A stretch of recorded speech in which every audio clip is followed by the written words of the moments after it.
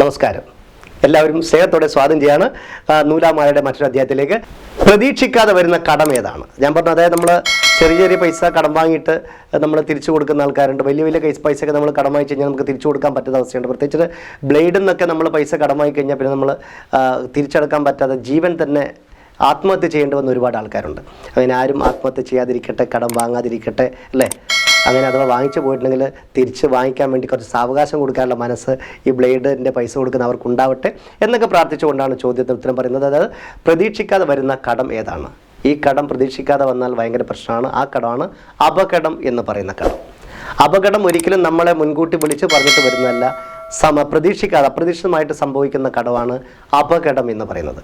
അപകടത്തിൽപ്പെട്ട ചിലപ്പോൾ നമ്മുടെ ജീവൻ തന്നെ നമുക്ക് നഷ്ടപ്പെട്ടേക്കാം. അപ്പോൾ ഒരിക്കലും ഒരിടത്തും ഒരാൾക്കും ഒരു അപകടവും സംഭവിക്കാതിരിക്കട്ടെ എന്ന് പ്രാർത്ഥിക്കുന്നു. അപ്പം വീണ്ടും നാളെ കാണാം. Good bye.